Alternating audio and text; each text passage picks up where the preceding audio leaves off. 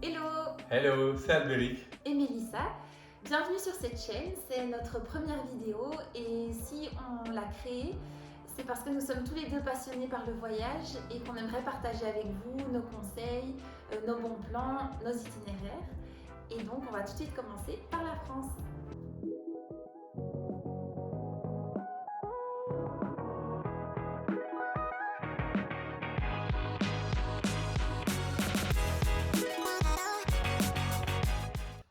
Alors nous, on est parti en France en tant que Belge pour 10 jours. On avait l'intention de faire ça en voiture et on avait pour but de se dire on va en France en se disant on n'y retournera pas. Donc on a envie de voir ce qui nous semble être les points les plus importants, les plus emblématiques. Et même s'il reste beaucoup d'autres choses à voir, on aura vu tout ça. Notre première destination, c'était le Mont Saint-Michel. On y est arrivé assez tard le premier jour, donc ce qu'on a fait, c'est qu'on a longé les routes qui mènent vers le mont et on s'y est arrêté pour regarder le coucher du soleil qui était incroyable ce soir-là. À la suite de ça, le lendemain, on s'est levé pour arriver à 6h30 au parking du Mont Saint-Michel. Et à partir de là, vous avez deux possibilités qui s'offrent à vous. C'est-à-dire, soit vous prenez les navettes qui vous permettent d'arriver le plus rapidement, je pense. Ou alors vous faites comme nous, c'est-à-dire qu'on a été juste à pied, on a pris le pont, on a été à pied jusqu'au mont. Et on arrive à une très bonne heure étant donné qu'il n'y a rien ni personne, si ce n'est surtout des commerçants qui préparent leurs échoppes. Donc on en a profité pour faire le tour du mont, aller sur les remparts, aller dans les petites ruelles.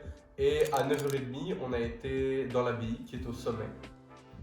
On a fait notre visite et en descendant, là on voit que le monde commence déjà à se densifier un peu. Et nous, on a décidé d'aller faire une dernière balade sur la plage. Oui. Où, attention, il y a des sables mouvants. Donc Oui, je crois qu'il y a possibilité de faire ça en visite guidée, mais c'est pas une obligation. Et on est parti de là un peu avant midi parce qu'il y a la possibilité de manger sur place, mais on est dans des endroits ultra touristiques. Et donc, en effet, les prix ils sont conséquents. Donc, si c'est un point dont vous devez tenir compte dans votre voyage, dites-vous que, en effet, ça peut être cher sur place. On prend le pont pour repartir. Et là, très grosse satisfaction pour nous. C'est-à-dire qu'il y a une armée de personnes qui est en train de venir vers le Mont Saint-Michel. Et donc, nous, on se faufile pour partir. Et donc, c'est ça. C'est super chouette à voir et on n'aurait pas vécu la visite du mont de la même façon si ces petites ruelles étaient bondées vu que c'est assez petit quand même. Mais donc le fait de partir un peu avant midi, pour nous c'était le bon plan. Donc si jamais vous n'avez qu'une demi-journée pour visiter le mont, c'est tout à fait possible. Mais à choisir, on vous conseille plutôt de le faire en matinée, comme ça vous évite la foule de l'après-midi. Alors, à la suite de notre visite du Mont Saint-Michel, on est parti vers le sud en direction de la dune du Pilat, où vous aurez plusieurs bonnes heures de route pour y arriver. Vous arriverez dans un parking où on n'a pas eu de problème et vous n'aurez pas de problème, même en plein été, pour trouver une place. Oui, notre but c'était d'y arriver pour le coucher du soleil et pouvoir manger tout en haut de la dune, ce qu'on a réussi à faire. Et ne vous inquiétez pas, en été ils installent un escalier pour grimper plus facilement la dune. Donc vous n'êtes pas poussé dans l'escalier vu que la plupart des gens montent la dune à pied et la dévalent à pied aussi, ce qui est super chouette à faire. Après on vous conseille d'y rester un peu plus longtemps que nous pour vraiment apprécier la beauté de la dune et pouvoir y marcher tout son long. Ça a l'air vraiment chouette à faire. Notre prochaine étape, c'était l'île sur la Sorgue. On est arrivé un dimanche et c'était le jour du marché. Attention aux parkings qui sont remplis. Oui, vraiment rempli, mais ça en vaut la peine parce que c'est vraiment super typique du sud de la France, donc c'est un gigantesque marché. Nous, on s'y est arrêté surtout pour manger avant de continuer notre road trip, mais on vous le conseille vraiment parce que voilà, il y a des petits moulins, la rivière est super belle. La rivière non, est magnifique avec les algues qu'il y a au fond, ça donne vraiment des belles couleurs à la rivière, c'était vraiment super beau. Donc voilà, n'hésitez pas. Si vous êtes dans le sud, on vous conseille de vous arrêter à Gordes, qui est l'un des plus beaux villages de France. C'est très typique, assez petit, donc vous en faites rapidement le tour, mais à certains endroits, vous pouvez avoir vraiment de belles vues. Et en repartant du village, on vous conseille de vous arrêter sur la route à un endroit qui va vous donner un point de vue sur Gordes dans sa globalité, et c'est super impressionnant et joli. Et tant que vous êtes là-bas, Vous pouvez vous arrêter à l'abbaye Notre-Dame de Sinan qui est à 5-10 minutes de Gordes, vraiment à côté. C'est une belle abbaye qu'on n'a pas eu la chance de visiter parce que c'était en travaux, mais il n'y a pas de raison que ce ne soit pas le cas pour vous. Et en plus, c'est entouré de champs de lavande, c'est vraiment magnifique. Vous avez pris de très belles photos. Et juste attention, il y a des milliers d'abeilles, je pense, sur place. Le sentier des Ocres, c'est un endroit vraiment atypique auquel on ne s'attend pas. On vous dira qu'il faut plus ou moins 1 heure pour le visiter, mais en réalité, en une vingtaine de minutes, vous avez fait le tour. Et c'est parfait parce que ça permet de le combiner avec le Colorado provençal qui n'est pas très loin de là et qui est aussi très impressionnant. Oui, et si vous suivez la même journée que nous, sachez qu'il y a 2 balades. Nous, on a fait la petite parce que du coup, on a dû chercher entre les deux. On ne savait pas à ce moment-là qu'on irait au Colorado provençal parce qu'on s'attendait à avoir un sentier des Ocres plus long. Oui. Mais du coup, on a fait la petite, mais vous avez la possibilité de faire la longue largement en termes de temps. Dans les 2 cas, vous voyez ce qu'il y a à voir. Absolument, parce que nous, en ayant fait la petite, on a vu cet endroit avec les rochers, etc. Et en fait, vraiment, on ne se croirait pas en France. On se croirait dans un autre pays à ce moment-là. Et donc ensuite, on a décidé de faire les calanques de Port-Miou, Port-Pin et Envaux au départ de Cassis. Et nous, on a logé à Marseille parce que Cassis, c'est un payant. On a commencé la balade en passant devant Port-Miou. On arrive ensuite à Port-Pin où là, c'est devenu un petit peu plus sportif pour y arriver. Mais même au début, ça reste assez... Enfin, il faut faire attention parce que les pierres sont assez glissantes, donc on vous conseille de prendre de bonnes chaussures de marche, aussi de l'eau en quantité parce qu'il n'y a aucun vendeur sur place et quelques petites choses à grignoter. Mais donc oui, c'est très accessible. Très accessible Port-Pin, jusqu'à Port-Pin. Oui. Et donc une fois que vous êtes arrivé à Port-Pin, vous avez 2 choix qui s'offrent à vous, qui est assez important. C'est-à-dire qu'on vous conseille de passer par l'intérieur des terres et de faire la côte plus tard. Vous passez par l'intérieur des terres, ce qui vous permet d'arriver beaucoup plus vite à Envaux, la grande descente d'Envaux. Et à Envaux, vous allez y arriver très tôt. Ouais. Donc, par exemple, nous, vu qu'on est parti très tôt, il n'y avait personne sur la plage, à part quelques kayaks qui arrivent, mais voilà. Et on a pu profiter de cet endroit qui est sublime, qui est vide, et on a tenté d'aller dans l'eau qui est glaciale. Mais ce dont vous avez sûrement déjà entendu parler, c'est de la descente pour arriver à Envaux, qui est très sportive. Qui est conséquente parce qu'en fait, il s'agit d'une descente où il n'y a aucune rampe, il n'y a rien qui a été mis en place que pour vous aider à la faire. Alors même si la descente, elle est accessible, on va dire, pour tout le monde, eh ben, si vous n'êtes pas sportif, tenez-en compte parce qu'elle est assez longue quand même. Oui. Si vous avez des enfants avec vous, n'en ayez pas trop parce qu'il faut les surveiller à mort. Dans le sens où c'est super raide. Si à un moment quelqu'un venait à faire une chute pendant la descente, je pense que c'est une chute qui peut être très longue. Ouais.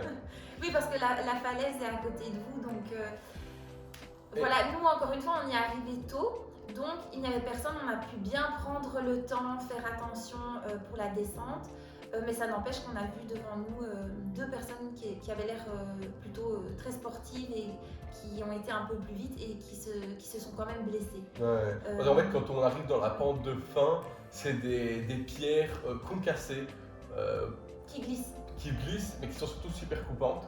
Oui. Et donc à l'aller, c'est toujours plus délicat de descendre. Au retour, le plus gros challenge qui apparaît, c'est qu'en fait, c'est comme pour d'autres endroits, c'est qu'il est plus tard et il on y a croise des personnes qui descendent quand vous essayez de monter, mais ça reste très étroit. Ouais. Donc voilà, c'est chouette à faire, mais il faut être prudent. Et le problème, c'est que même en étant prudent, on n'oublie pas qu'il y a des dangers qui ne dépendent pas de vous, que ce soit les autres. Nous, dans notre cas, par exemple, à un moment, on a vu et entendu une pierre, je veux dire un rocher, dégringoler. Personne n'est blessé, mais pour le même prix, quelqu'un aurait pu l'être. Oui, voilà.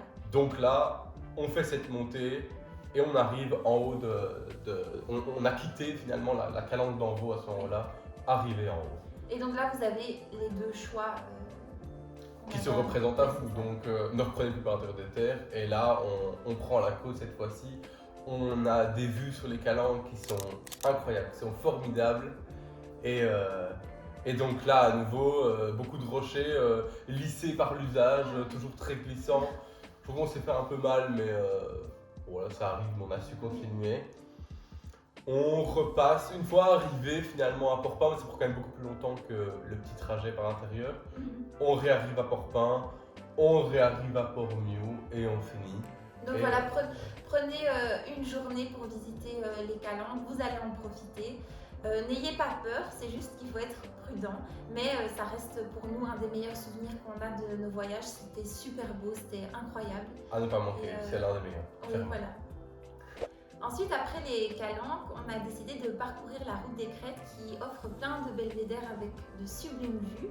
Et on s'y est arrêté au coucher du soleil pour manger là-bas. Et c'était un moment incroyable. Et donc, on vous le conseille, surtout si vous faites des Calanques juste avant. Mais c'est idéal pour le combiner et vous offrir une super belle soirée. Donc le lendemain, nous sommes allés à Sion-la-Cascade, qui est facile d'accès, c'est aménagé, il y a des sentiers pour s'y rendre. Par contre, une fois arrivé là-bas, vous ne pouvez pas y nager parce que c'est trop dangereux. Ce qui nous a amené à chercher une autre cascade dans les environs, qui est cachée, je ne pense pas qu'elle ait de nom Oui, elle du est coup. cachée. Et on a suivi des petites instructions pour s'y rendre. Et ça nous a pris un temps quand même considérable à regarder nos indices, C'était comme une chasse au trésor, Ouais. c'était chouette. je crois qu'à 50 mètres, 100 mètres de l'endroit, on a failli renoncer, donc on s'est planté, on n'a pas suivi les bonnes instructions, on fait du tour et puis on a forcé un petit peu et finalement on est arrivé à l'endroit en question qui est super beau, c'est beaucoup plus petit, très intimiste comme ça, mais l'eau elle est bleue, elle est magnifique. Et on peut y nager. On peut nager dedans, donc, nous on a profité pour nager, pour prendre des petites photos, etc. Et en fait il n'y avait personne, je crois qu'à un moment il y a un couple qui nous a rejoints, mais vraiment c'est Oui, on est très resté très quand même intimiste. Des heures, deux ou 3 heures je crois. là-bas tranquille. Et puis en repartant, on a croisé justement la foule, encore une fois, qui arrivait et qui cherchait aussi l'endroit, qui nous demandait s'ils suivaient bien le bon chemin. Mais donc nous, ça nous a fait plaisir, encore une fois, on s'est senti privilégié en fait. Et quand on est arrivé, quand on a trouvé la cascade, c'était un sentiment c'est vraiment incroyable. la réussite, l'objectif de la journée. Quoi, Oui, la directement, sensation d'avoir trouvé un trésor. Mais donc voilà, si ça vous intéresse, on vous donnera les indications pour y arriver. Ouais, vraiment. On a ensuite visité les gorges du Verdon. On a décidé de diviser la journée en deux et c'est ce qu'on vous conseille aussi de faire si vous voulez explorer vraiment et découvrir les gorges sous plusieurs angles. On a commencé par une randonnée très matinale qui nous a fait longer les gorges. Et là, vous verrez, c'est vraiment très paisible. L'eau est très calme.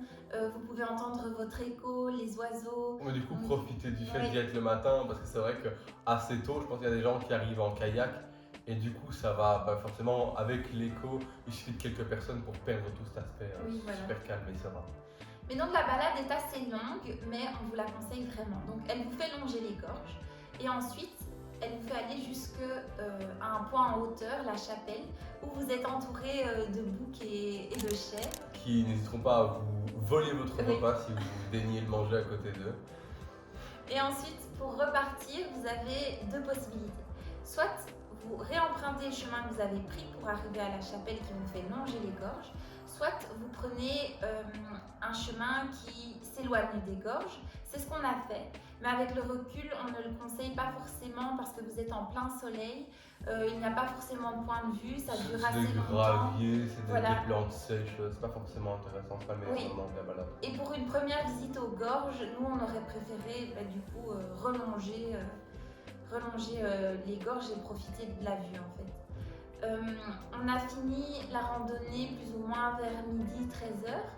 Et puis on a loué des kayaks. Et encore une fois, avec le recul, on ne l'aurait pas forcément fait. On aurait plutôt pris un bateau électrique pour bien pouvoir profiter de la balade et pas devoir se précipiter. Oui, parce que là, du coup, vu qu'on est arrivé quand même un peu tard et qu'il faut rendre le kayak à une certaine heure, Oui. eh bien, ça nous a privé de la possibilité de s'arrêter, aller nager, etc., comme plein de gens le font, parce que l'eau, elle est fraîche, mais elle est bonne, elle est magnifique, on a envie de passer du temps dedans. Mais on s'était dit, on a envie d'atteindre le lac de Sainte-Croix, je pense qu'on y était presque, mais finalement, on l'a pas fait. Non. Et pour revenir, mais on s'est tué les bras parce qu'on avait trop peur d'arriver en retard. Ah oui, c'était une journée bien sportive. Ah ouais, hein, non, pour les le gens le coup, matin, les bras le soir.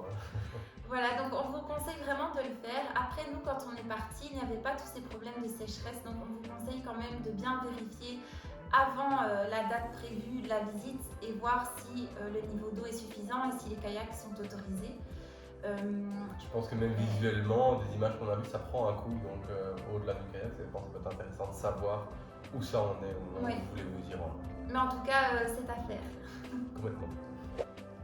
Et on a fini notre voyage à Nice, qui est une très belle ville, très animée le soir.